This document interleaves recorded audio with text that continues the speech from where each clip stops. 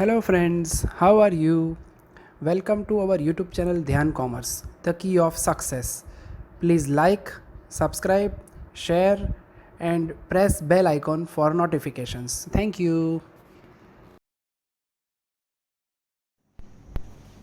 जय Mata ji all dear student, welcome to online lecture of Dhyan Commerce. Dhyan Commerce के online lecture में आप सबका स्वागत है। सिंगल एंट्री में ऑलमोस्ट हम एंडिंग पे पहुंच चुके हैं और आज उसका गुजरात यूनिवर्सिटी 2017 का सम करेंगे। और ये वाला सम सही में बोलूं तो पूरे सिंगल एंट्री का अच्छी तरीके से रिवीजन हो सकता है। पूरे 9 अकाउंट बनेंगे ये वाले सम में, जो सिंगल एंट्री के टोटल अकाउंट्स होते हैं, यानी कि हर एक अकाउंट की प्रैक्टिस। और गुजरात यूनिवर्सिटी का सम है तो अब तक का सबसे अच्छा सम आप इसको कह सकते हो। तो let's start example number 14, Gujarat university 2017 सम। आप अभी पहुंचने चाहिए page number 260 in your text book. आपके पास टेक्स्ट बुक होना चाहिए, कैलकुलेटर होना चाहिए और नोटबुक के साथ ज्वाइंट हो जाओ। पेज नंबर 260 लिखा है, Ruchit keeps his account as per single entry system. From the following details, prepare final account of R for the year ended on 31st/3/2017. सिर्फ 2 सेंटेंस दिए। रुचित अपने अकाउंट सिंगल एंट्री से maintain कर रहा है and नीचे के डिटेल के ऊपर से आपको प्रिपेयर करना है final accounts of in the books of R यानी रुचित की बुक में आपको बनाना है trading, P&L and balance sheet. सिर्फ 3 अकाउंट मांगे हैं, पर फिर भी हम बाकी के अकाउंट्स क्यों बनाएंगे, डिटेल के ऊपर से पता चलेगा। तो सबसे पहला डिटेल जो हमें लिख रहा है, सबसे लेंथी डिटेल लिखा है, पूरा एक टेबल जिसमें पर्टिकुलर के बाद 1/4/16 का कॉलम है एंड 31st/3/17 का कॉलम है। तो 1/4 का कॉलम यानी ओपनिंग बैलेंस, 31st/3/17 का कॉलम यानी कि क्लोजिंग बैलेंस। और ओपनिंग बैलेंस में आप चेक करोगे उसमें आपको ओपनिंग कैपिटल नहीं मिलेगा। Opening capital is not given. अगर ओपनिंग कैपिटल नहीं है तो आपको क्या प्रिपेयर करना चाहिए, statement of affairs. Second thing, उसमें तो ओपनिंग 1-2 और मिसिंग है, डेटर और क्रेडिटर का भी ओपनिंग मिसिंग है, तो उसके बिना स्टेटमेंट भी अधूरा रहेगा और उसके अकाउंट भी हमें ड्रॉ करना है। Second information, cash transaction during the year. Clearly word mention है ट्रांजैक्शन, यानी कि उसमें कैश अकाउंट रेडीमेड दिया नहीं है। फिर से एक बार हमें कैश अकाउंट रेडीमेड बनाना पड़ेगा और जितने भी कैश के ट्रांजैक्शन है उसकी एंट्री हम कहाँ करेंगे, यहाँ पे कैश अकाउंट में। सो कैश अकाउंट हमारे लिए एक बहुत ही बड़ा अकाउंट बनेगा। फिर उसके बाद वहाँ पे अदर इंफॉर्मेशन करके है, अदर इंफॉर्मेशन यानी कि कैश के अलावा वाले ट्रांजैक्शन जिसकी हमें दूसरी एंट्री कहीं और अकाउंट में करनी पड़ेगी। फिर 3 एडजस्टमेंट है और वहां पे हमारा सम कंप्लीट हो जाएगा। चलिए, तो अब अकाउंट कितने बनाने हैं वो तो पता चल गया, कैश अकाउंट बनाना है, स्टेटमेंट बनाना है। तो बीच के DR, debtor, bills payable and creditor तो है ही। तो टोटल सिंगल एंट्री के 6 अकाउंट और फिर 3 फाइनल अकाउंट, टोटल 9 अकाउंट का काम यहाँ पे होने वाला है। हम कहाँ से शुरू करेंगे, हम ऑलवेज स्टार्ट करते हैं विथ ओपनिंग डिटेल। कुछ का ओपनिंग बैलेंस है, कुछ का नहीं है, तो जितना ओपनिंग है वो सब कुछ हम पहली एंट्री कहाँ करेंगे, स्टेटमेंट में। तो पहली इफेक्ट ओपनिंग बैलेंस की स्टेटमेंट में, दूसरी व्हाटएवर अकाउंट में। चलिए let's start opening balance with machinery and furniture. दोनों फिक्स असेट है, दोनों स्टेटमेंट में credit asset side, machinery furniture.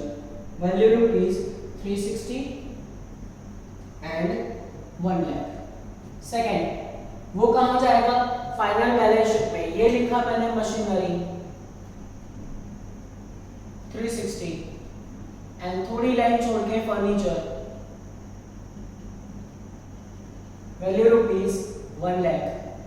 आगे बढ़े, नेक्स्ट वन। उसके बाद हमें दिया गया है कैश। कैश का ओपनिंग बैलेंस है, पहले असेट में स्टेटमेंट में डाला, ये लिखा मैंने कैश, यहाँ पे 130। सेकेंड इफेक्ट कहाँ जाएगी, second effect cash account debit side to balance brought down करके 130। आगे बढ़ रहे हैं। फिर उसके बाद हमें दिया गया है स्टॉक, ये भी असेट, ये लिखा asset side stock 140। Next effect opening stock जाएगा ट्रेडिंग अकाउंट में 140। आगे बढ़े, नेक्स्ट वन देखो। फिर उसके बाद है डेटर, पर डेटर का बैलेंस नहीं दिया है बच्चों, कोई बात नहीं, देखो मेरी टेक्निक फॉलो करोगे तो लास्ट में परेशान नहीं होगे। डेटर अकाउंट यहाँ पे लिख के राउंड कर दिया, डेटर अकाउंट हमने बनाया है, उसके अकाउंट में टू बैलेंस ब्रॉट डाउन करके राउंड कर दिया, ताकि लास्ट में सोचना ना पड़े कि ये अकाउंट बंद करने से मिसिंग क्या है। लास्ट में फिर आपको सोचना पड़ता है कि क्या मिसिंग होगा, तो उससे बेटर है कि क्वेश्चन मार्क को वहां पे जाके ये राउंड सिस्टम यूज कर दो, बहुत काम में आती है ये राउंड सिस्टम। नेक्स्ट वन, फिर उसके बाद बिल्स रिसीवेबल का दिया है, वो भी हमारे लिए आसान है, बीआर अकाउंट करके। बीआर का ओपनिंग है हमारे पास 65,000। Second effect, BR account debit side 65,000, balance का डेबिट टू डेबिट इफेक्ट। आगे बढ़े। नेक्स्ट वन, क्रेडिटर, बैलेंस नहीं दिया पर राउंड सिस्टम यूज करो बच्चों। राउंड सिस्टम के लिए ये लायबिलिटी साइड में लिख के रख रहा हूं क्रेडिटर, इसका मतलब स्टेटमेंट लास्ट में क्लोज होगा क्योंकि उसमें 3-4 चीजें मिसिंग है। क्रेडिटर अकाउंट क्रेडिट साइड जाके ओपनिंग बैलेंस में ऐसा राउंड कर दो ताकि पता चले ये लास्ट में मिलने वाला है, ठीक है। फिर उसके बाद है बिल्स पेएबल। फर्स्ट इफेक्ट कहां पे दोगे, स्टेटमेंट में, ये लिखा मैंने bills payable, value rupees, bills payable का वैल्यू है हमारे पास 40,000। Second effect, bills payable account credit side to balance brought down करके 40,000। आगे बढ़ते हैं बच्चों। नेक्स्ट वन, अनपेड सैलरी दिया है। Unpaid salary opening balance, asset कहोगे या liability, always liability. Unpaid salary liability है तो ये लिखा मैंने liability side unpaid salary, value rupees 15,000। Second effect, special जगह special format, PNL account debit side क्या लिखेंगे, पहला वर्ड आएगा सैलरी, उसमें आउटस्टैंडिंग क्लोजिंग हो तो प्लस, आउटस्टैंडिंग ओपनिंग हो तो क्या करेंगे माइनस, और ये वाला कौन सा है, ओपनिंग है। ओपनिंग है तो क्या करूं, माइनस करूं 15,000 इस तरीके से। अच्छा, यहां से डेबिट साइड से माइनस किया, आपने इफेक्ट कौन सा दिया, क्रेडिट, यहां पे भी कौन सी साइड है, लायबिलिटी साइड, तो बैलेंस का debit to debit, credit to credit effect. सारे opening balance as it is write down हो चुके हैं। अब आप चाहो तो साथ में क्लोजिंग भी लिख सकते हो या फिर कैश ट्रांजैक्शन ले सकते हो। मैं क्या कर रहा हूं, सबसे पहले क्लोजिंग लिख ही देता हूं क्योंकि उसमें 4 का ही बैलेंस सिर्फ दिया हुआ है। तो सबसे पहले मशीनरी का एंड फर्नीचर का क्लोजिंग नहीं है, वो मेहनत करके ढूंढना पड़ेगा। उसके बाद हमें दिया है स्टॉक का क्लोजिंग। स्टॉक क्लोजिंग यानी कि यहाँ पे लिख दो, ये लिखा मैंने stock, value rupees 80,000। Second effect, trading account में सबसे लास्ट में 80,000 इस तरीके से। नेक्स्ट बैलेंस पे जाएंगे, उसमें मुझे दिख रहा है डेटर। अब डेटर कहाँ लिखोगे, डेटर क्लोजिंग बैलेंस शीट में, ये लिखा मैंने डेटर, और वो बाहर नहीं लिखना चाहिए, वो इनर कॉलम लिखना चाहिए क्योंकि उसके ऊपर ऑलवेज एडजस्टमेंट होता है। तो 250 कहाँ लिखा, इनर कॉलम।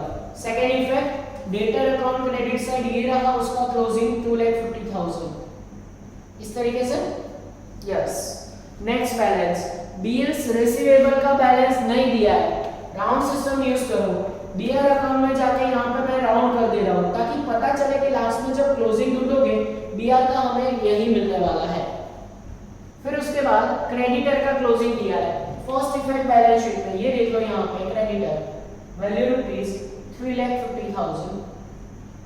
सेकेंड वन, इसका ऑपोजिट हम क्या लिखेंगे, कहाँ लिखेंगे, तो 350 क्रेडिटर अकाउंट में डेबिट साइड यहाँ पे मेंशन करेंगे कुछ इस तरीके से, ठीक है। चलो आगे बढ़े।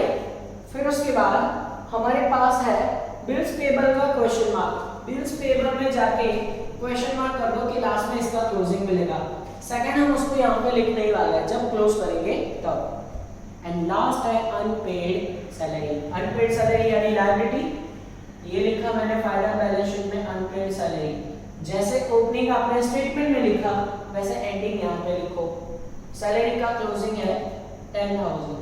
सेकेंड इफेक्ट हो जाएगा सीधा पीएनएल में फॉर्मेट में। ओपनिंग आपने माइनस किया था तो क्लोजिंग आपको 10,000 क्या करना चाहिए, प्लस करना चाहिए। तो ये हो गया सारे क्लोजिंग बैलेंस का इफेक्ट। देखते देखते ओपनिंग एंड क्लोजिंग हम राइट डाउन कर चुके हैं। अब हम मेन इंपॉर्टेंट ट्रांजेक्शन, और फिर से एक बार सब में कैश अकाउंट नहीं दिया है, सेकेंड इंफॉर्मेशन आपको cash transaction during the year दी है। और ट्रांजेक्शन का रूल क्या है, debit what comes in, credit what goes out. ये कैश अकाउंट का रूल है, सॉरी। और कैश अकाउंट के रूल के मुताबिक या फिर कैश आ रहा होगा तो आप डेबिट करोगे, कैश जा रहा होगा तो आप क्रेडिट करोगे। और उसका सेकेंड इफेक्ट, क्योंकि ट्रांजेक्शन का एक डेबिट और एक क्रेडिट इफेक्ट होता है।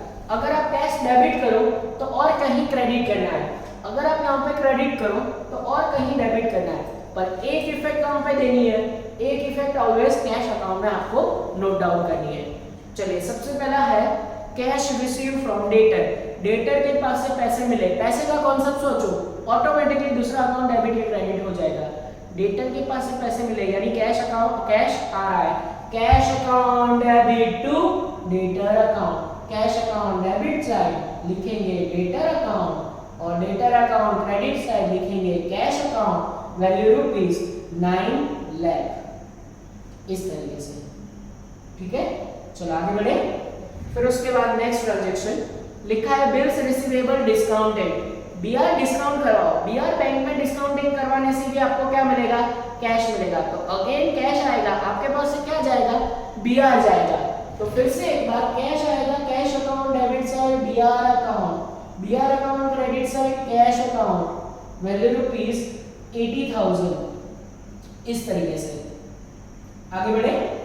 नेक्स्ट ट्रांजैक्शन लिखा है cash paid to creditor, creditor को पैसे दिए, कैश आ रहा है या कैश जा रहा है, कैश पेड करने से कैश जाएगा, कौन लेके जाएगा, क्रेडिटर लेके जाएगा, यानी creditor account debit to cash account, creditor account debit side cash account और cash account credit side creditor account, value rupees 4 lakh, 4 lakh value से डेबिट या क्रेडिट कर लोगे।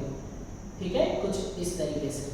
इसे क्लियर बच्चों, आगे बढ़ रहे हैं। फिर उसके बाद नेक्स्ट हमें दिया है, अच्छा वहां पे एक प्रिंटिंग मिस्टेक है, बिल्स रिसीवेबल पेड नहीं होता, बिल्स रिसीवेबल की जगह बिल्स पेएबल कर देना। कौन से नंबर के ट्रांजैक्शन में, कैश में चौथा ट्रांजैक्शन, बिल्स रिसीवेबल की जगह क्या करोगे, पेएबल, क्योंकि बिल्स पेएबल के पैसे पेड किए जाते हैं 30,000। अब फिर से पेमेंट करोगे तो कैश जाएगा, सामने क्या आएगा, बिल्स पेएबल आएगा। तो bills payable account debit to cash account, bills payable account debit side cash account, value rupees 30,000 and cash account credit side bills payable account, value rupees 30,000, इस तरीके से।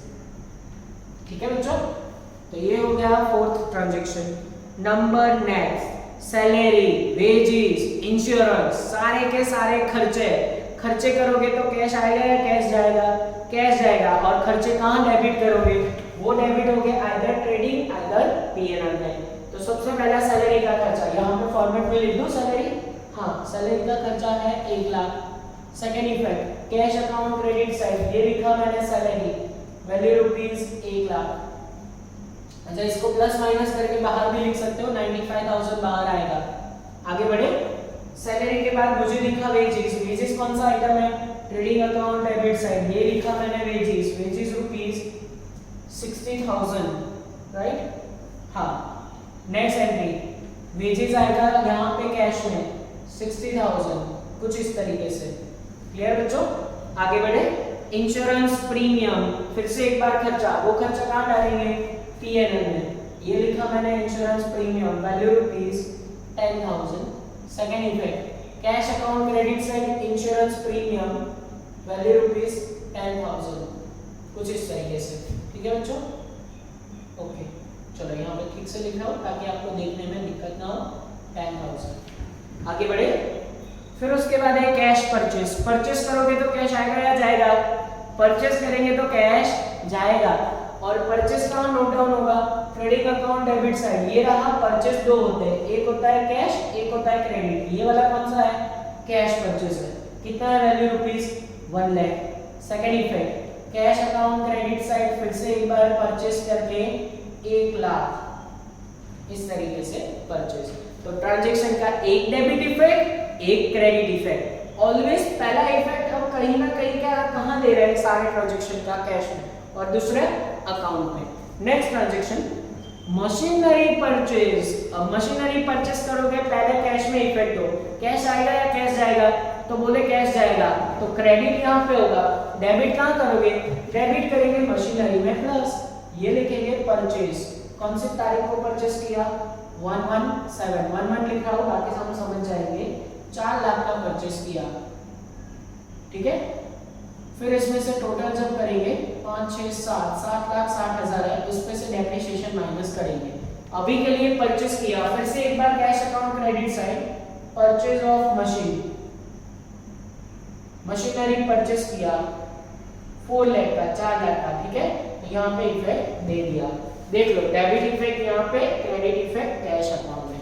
Next one 10% investment purchase, investment purchase किया, investment भी purchase करोगे, cash आएगा या cash जाएगा, तो बोले कैश जाएगा, कैश जाएगा तो क्या लिखेंगे यहाँ पे, और दूसरा इफेक्ट कहाँ पे दोगे, बैलेंस शीट में वो असेट साइड आएगा। चलो असेट साइड वैसे करंट असेट से पहले लिखना चाहिए, पर अभी मेरे पास जगह नहीं है तो 10% इन्वेस्टमेंट में यहाँ मेंशन कर रहा हूँ। वैल्यू रुपीस 140, वो भी बाहर नहीं लिखा क्योंकि उसके ऊपर हिडन एडजस्टमेंट होगा। कौन सी तारीख को परचेस किया, 1/1/17 को परचेस किया। दूसरा इफेक्ट कैश जाएगा, फिर से 10% इन्वेस्टमेंट करके लिखेंगे 1,40,000। Loss of entry in cash account credit side. आगे बढ़ रहे हैं, फिर है sale of furniture, furniture sale करोगे उसका पॉइंट यहाँ से माइनस नहीं करेंगे, वो पेंडिंग रखेंगे, क्योंकि जो भी फर्नीचर है वो पूरा का पूरा सोल्ड आउट हो रहा है, तो उसका सिर्फ अभी कैश में इफेक्ट दे देते हैं, क्योंकि कैश अकाउंट हमें जरूरी है। सेल करने से पैसे आएंगे या पैसे जाएंगे, तो बोले पैसे आएंगे, तो कैश अकाउंट डेबिट साइड क्या लिखेंगे, सेल ऑफ फर्नीचर, कितने में बेचा, 60,000 में बेचा, तो ये लिख दिया 60,000। सेकेंड इफेक्ट बच्चों अभी नहीं देंगे, क्योंकि फर्नीचर पे लास्ट में प्रॉफिट या लॉस होता है, वो बेचने से डेप्रिसिएशन हमें देखना पड़ता है, वो सब कुछ लास्ट में कंसीडर करेंगे, क्योंकि सेल वाला पॉइंट इतना इजी नहीं होता जितना हम परचेस का समझ कर लेते हैं, ठीक है। तो ये हो गए सारे कैश ट्रांजैक्शन कंप्लीटेड। आप देख सकते हो बोर्ड पे मैक्सिमम सम ऑलरेडी कवर अप हो चुका है, आराम से उस पे लिख के आप कॉपी कर सकते हो। चलिए अब इंफॉर्मेशन नंबर 3 पे जाते हैं। थर्ड इंफॉर्मेशन में बताया गया हमें अदर इंफॉर्मेशन, अदर ट्रांजैक्शन करके लिखा है, इसका मतलब कैश के अलावा वाले ट्रांजैक्शन है, जिसकी हमें दो इफेक्ट देनी है, कहीं ना कहीं डेबिट करना है, कहीं ना कहीं क्रेडिट करना है।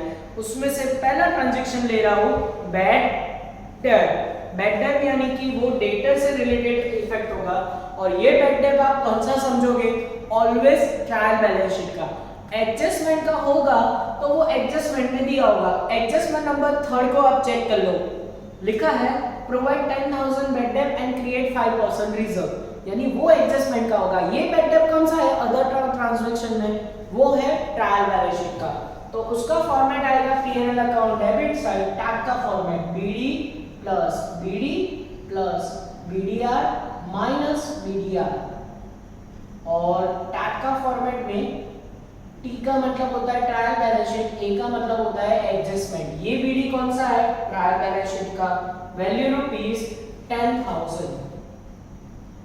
Second effect debtor account credit side जाएगा, ये लिखा मैंने बीडी, ये आएगा वैल्यू रुपीस 10,000। इस तरीके से तो एक इफेक्ट डेबिट, एक इफेक्ट क्रेडिट। आगे बढ़े बच्चों, next one bills receivable received from debtor. BR debtor के पास से मिला, एंट्री क्या होगी, बीआर का कनेक्शन डेटर के साथ, डेटर एक्सेप्ट करेगा, हमें बीआर देगा, बीआर हमारे पास आएगा, BR account debit to debtor account, यानी बीआर अकाउंट डेबिट साइड ये लिखा मैंने डेटर अकाउंट, और डेटर अकाउंट क्रेडिट साइड ये लिखा मैंने BR account, value rupees 1 lakh. अब देखो ये क्यों दे दिया है, क्योंकि बीआर का क्लोजिंग मिसिंग है, अगर ये ना देते तो दो चीजें एक साथ मिसिंग कभी नहीं मिलती। अब बीआर अकाउंट आप बंद करोगे ना तो उसका क्लोजिंग आपको ऑटोमेटिकली मिल जाएगा। Next one BR received endorse to creditor, जो बीआर हमें मिला ना, अभी हमने बीआर रिसीव किया, वो किसको दे दिया हमने, क्रेडिटर को। जनरली बीआर का कनेक्शन क्रेडिटर के साथ नहीं है, पर ये वाले सबने बोला है कि बीआर किसको दिया, क्रेडिटर को। एंट्री क्या होगी, बीआर आएगी या बीआर जाएगी क्रेडिटर को देने से, बीआर जाएगी। कौन लेके जाएगा बीआर, क्रेडिटर लेके जाएगा। एंट्री क्या होगी बच्चों, creditor account debit to BR account, creditor account debit side BR account, और BR account credit side creditor account, value rupees 30,000, और 30,000 आप यहाँ पे भी मेंशन कर दोगे। एक इफेक्ट डेबिट, एक इफेक्ट क्रेडिट। आगे बढ़ रहा है। फिर उसके बाद बिल्स पेएबल एक्सेप्टेड। अब बिल्स पेएबल भी एक्सेप्ट किया। बिल्स पेएबल का कनेक्शन है क्रेडिटर के साथ। आप एक्सेप्ट करके क्रेडिटर को बिल्स पेएबल लौटाओगे। बिल्स पेएबल जाएगा, कौन लेके जाएगा? अगेन क्रेडिटर लेके जाएगा। फिर से क्रेडिटर अकाउंट डेबिट साइड, सामने वाले अकाउंट का नाम that is bills payable account और वैल्यू रुपीस 10,000, 10 या 60,000 है, सॉरी माय मिस्टेक। यहाँ पे बिल्स पेएबल एक्सेप्ट की वैल्यू है 60,000।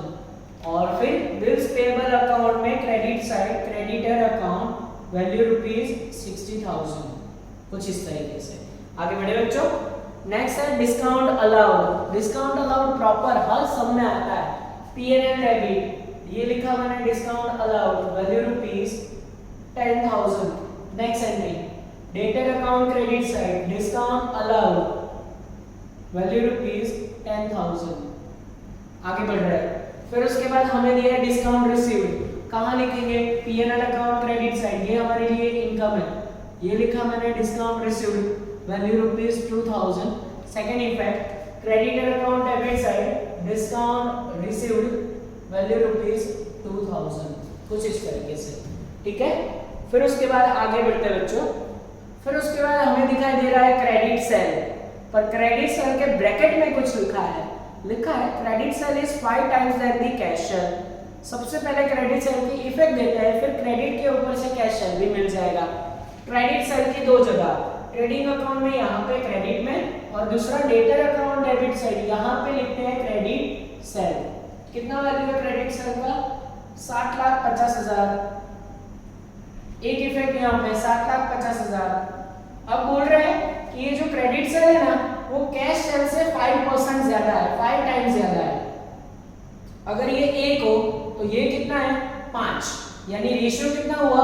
1:5 कि कैश सेल 1 है तो ये 5% है। अब पद रख के आंसर ढूंढ लो कि 5 पे 75 तो 1 पे हाउ मच, उससे आपको क्या मिल जाएगा? कैश सेल मिल जाएगा। और कैश सेल रखने से आपके पास आंसर आएगा 1,50,000। फिर से समझा रहा हूं बच्चों, क्रेडिट सेल जो है वो कैश सेल का 5 टाइम्स ज्यादा है, यानी कैश सेल को आप एज्यूम करो 1, उससे 5% ज्यादा, 5 टाइम्स ज्यादा है क्रेडिट। तो 5 पे इतने तो 1 पे हाउ मच, जैसे 1 पे हाउ मच किया कैश सेल मिल गया। अब कैश सेल का नोट डाउन करोगे, स्पेशली कैश अकाउंट में डेबिट साइड क्या लिखेंगे? Cash cell. कितना कैश सेल लिखोगे?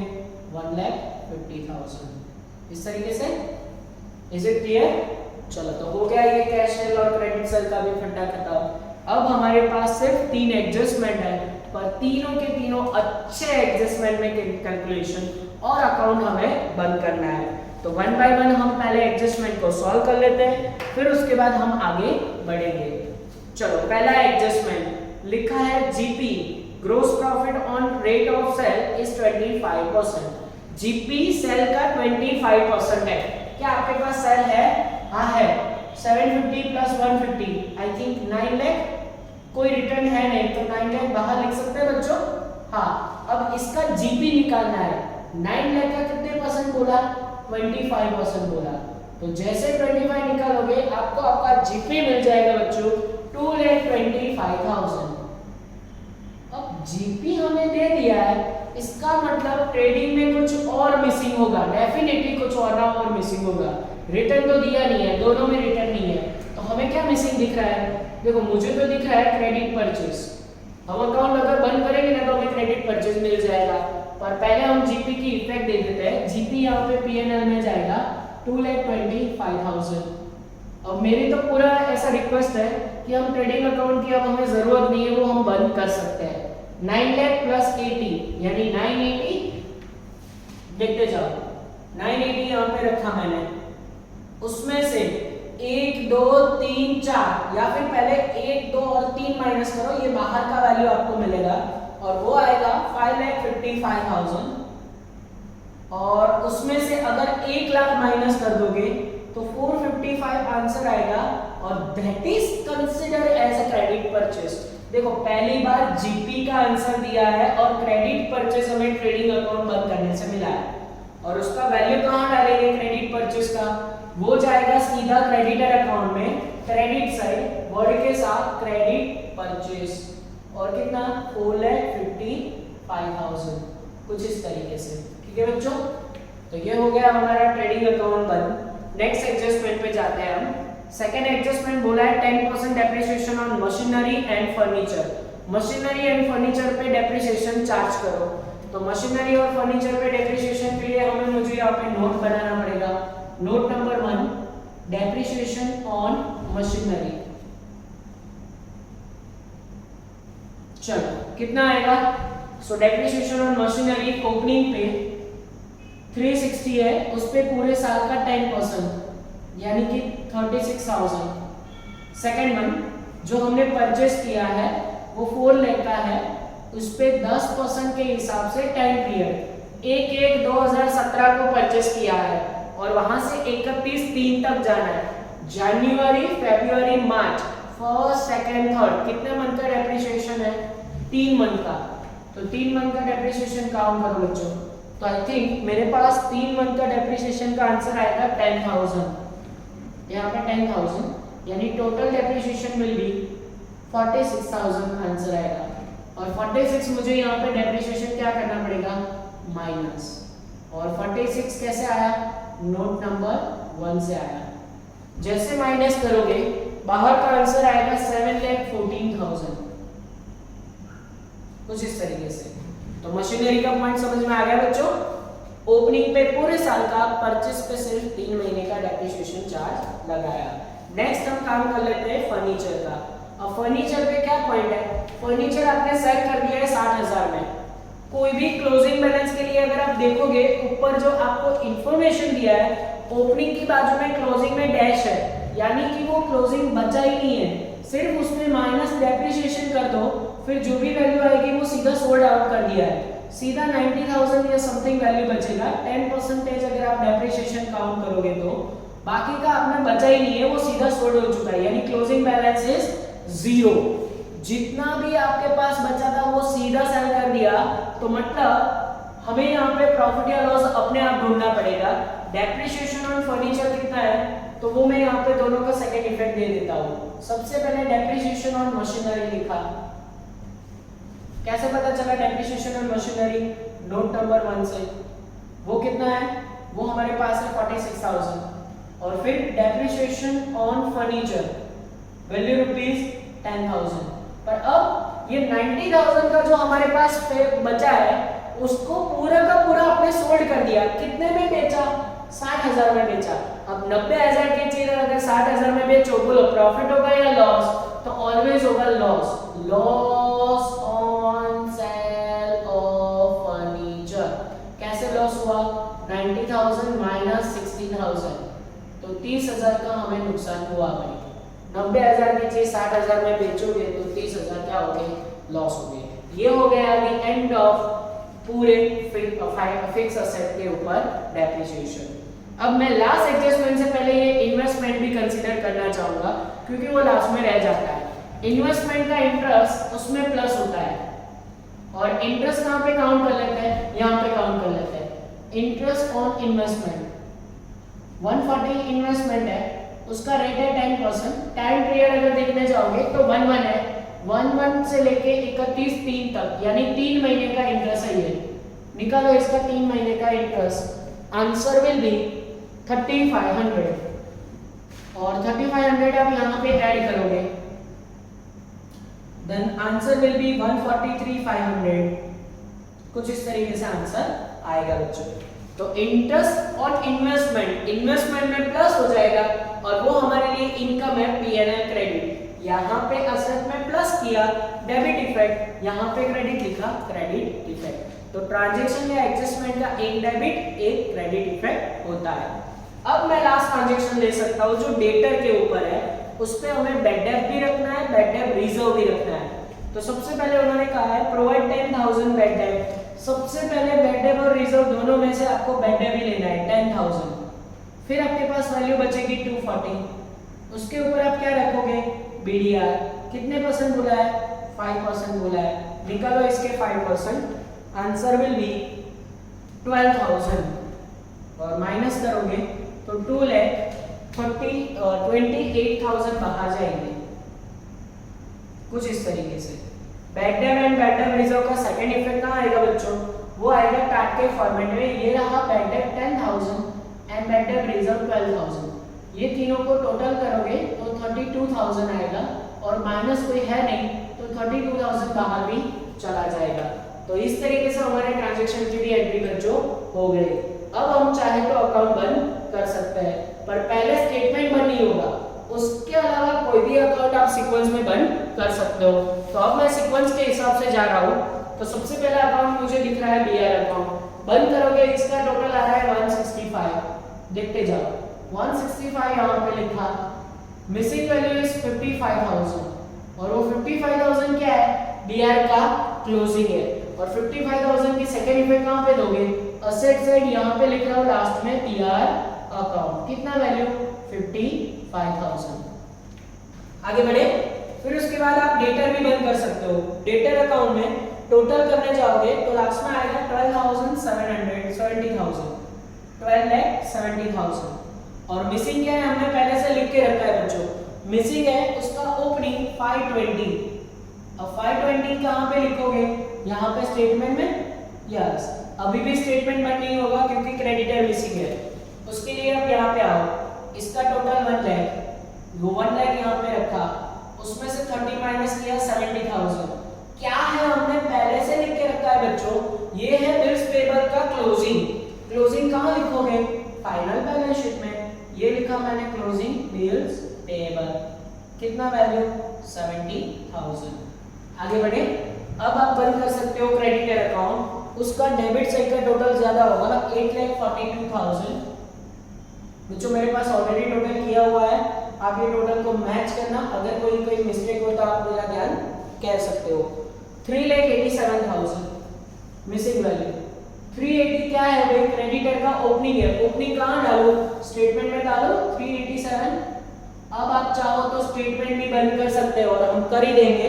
उसका डेबिट साइड का टोटल आएगा 13,50,000 और यहाँ पे मिसिंग वैल्यू जो ओपनिंग कैपिटल है उसका आंसर आपके पास आएगा 8,73,000। कितना आएगा बच्चों? 8,73,000 और 873 आप रखोगे कहाँ पे? फाइनल बैलेंस शीट में 8,73,000। इस तरीके से। यस, तो अब ये सारे अकाउंट बंद हो चुके हैं, अभी कैश की बारी।